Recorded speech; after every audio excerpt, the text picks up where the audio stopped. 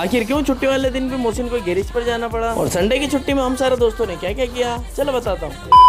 Hello दोस्तों, अस्सलाम वालेकुम। आज के व्लॉग की शुरुआत होती है मोहसिन की गैरेज से, क्योंकि आज मेरी दुकान बंद थी और मोहसिन भी छुट्टी पर ही था। लेकिन राजा की गाड़ी में कुछ काम था तो वो करना हम गैरेज पर आए। तो मोहसिन और राजा यही काम कर रहे थे, तो उनको छोड़कर मैं निकल जाता हूँ घर जाने के लिए, क्योंकि आज मैं छुट्टी पर था। तो मुझे भी काना पास जाना था बाल कटाने के लिए, और आज मैं बाल एकदम छोटे करवा लूंगा। तो आखिरी बार घर से बाल जमाने के बाद मैं निकल जाता हूँ और आ जाता हूँ अंजुमन में। यहाँ थोड़ी देर शाहबाज का वेट कर लेता हूँ, मुझे यहाँ से शाहबाज को पिक करना था, और थोड़ी ही देर में शाहबाज आ भी जाता है, और शाहबाज के साथ साथ साहिल भी आ जाता है, जिसको उसके घर छोड़ना था। तो बहुत भारी वजन के साथ साहिल उसके घर चले जाता है, और साहिल को घर छोड़ने के बाद हम निकल जाते हैं काना पास जाने के लिए। शाहबाज भी जा रहा था क्योंकि उसको भी बाल कटाना थे। तो कड़कते धूप में बातें करते करते हम फाइनली पहुंच जाते हैं काना के सैलून पर। जहाँ आने के बाद हम थोड़ी देर वेट कर लेते हैं, क्योंकि काना काम में लगा हुआ था। फिर जैसे ही हमारा नंबर आया वैसे ही शाहबाज बैठ जाता है। जैसा आप सबको पता है शाहबाज भी आज व्लॉग बना रहा था, तो कटिंग कराते कराते शाहबाज बन गया सुपरमैन।